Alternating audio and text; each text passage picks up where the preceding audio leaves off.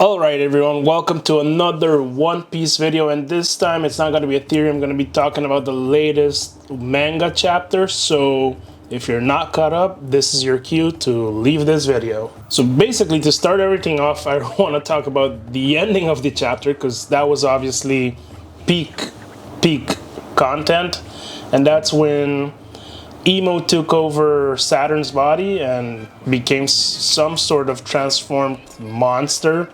And Rocks, Whitebeard, and Kaido all stood there ready to face him, which is amazing. But before that, I'm going to be talking about some key moments about this chapter because it was packed with a lot of information. For starters, Rocks actually beat Garling and made it look easy.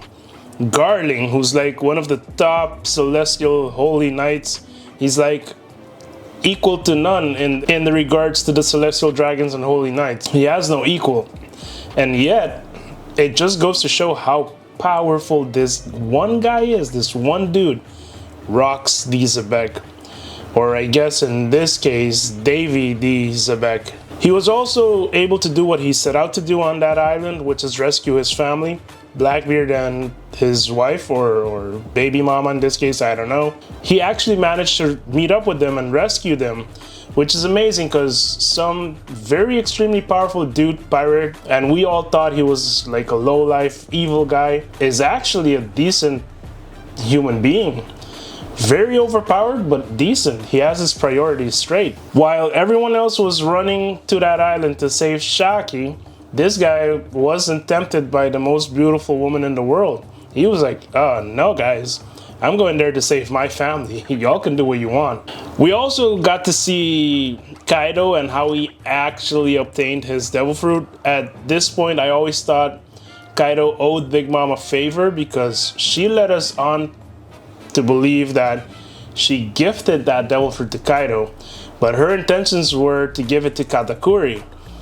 Kaido actually just took that devil fruit on his own. And of course, the last part where we see Emo taking over of Saturn and the final stand, which was Rocks, Whitebeard, and Kaido with his new devil fruit and new form. Pure epicness. Now, I really want to highlight the final stand, and I keep saying that, but it's probably not the final thing that's going to happen. But why is this stand so relevant and important, like Kaido, Rocks, and Whitebeard? We do know that they are part of the same crew so far, like the Rocks Pirates, but we all know they are all powerhouses in their own rights, and they all have their own goals and ambition that don't always align with Rocks, right? But still, all things considered, when it comes down to it, they were all there. Well, not all of them, some of them resting, like Big Mom and Shiki, I believe. Nevertheless, Whitebeard stood firm, Kaido stood firm. And the captain, Rocks, of course, he's there. He's ready to go all in. This chapter really reveals quite a few things, like rebellion against divine authority. We know that the celestial dragons, Emo, they are king of the world, right? They make all the decisions, they run the world. However, Rocks and everyone else said, nah, we're here, square up, bro, it's going down. So, and this resembles, I really don't want to mention it, but it resembles the Earth, real life, what's happening right now. If people don't agree with what the world is doing, governments, they don't agree with the narrative, they will rise, they will rebel. That's just how humans are. And also, truth versus propaganda, because of course we know the world government, they love to twist the truth around. In fact, they never tell people how it is, right? They always hide things. But truth can never be hidden for long. At some point it will come out. So that's pretty much what happened in the chapter, but what I think is gonna happen next, I mean, we're gonna learn a bunch of things, I assume.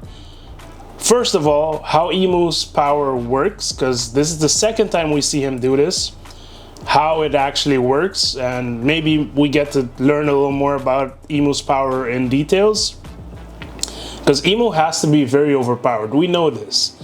but we just want to know how and why, actually. Of course, there's going to be an epic showdown. I mean, Rocks, Whitebeard, Kaido, Emu, it's going down. I'm excited. And this could potentially take a few chapters. I'm going to say it's going to take a while for this battle to conclude. So, I mean, yeah, we're on it for the ride, so let's go. I'm pretty sure there's going to be some sacrifices and betrayals, because I don't think everyone's making it out of there alive, especially Rocks. We know sort of how this ends. We know he gets tag teamed by Roger and Garp, so we know he doesn't live. That much is certain. And lastly, I just wanted to ask you, what do you think how this battle and how everything we're gonna learn right now relates to what Luffy is going through right now? Luffy's also fighting the world government and the Gorosei, and it's the same power, just different times, different people. So how do you think this incident relates to what Luffy's going through right now? But that was pretty much it for this one. Hope you enjoyed it. If you did, please leave a like. Comment your thoughts down below. Of course, let me know what you thought about the manga chapter. And I'm going to leave a video here somewhere on the screen so you can see my previous One Piece theory. See you on the next one.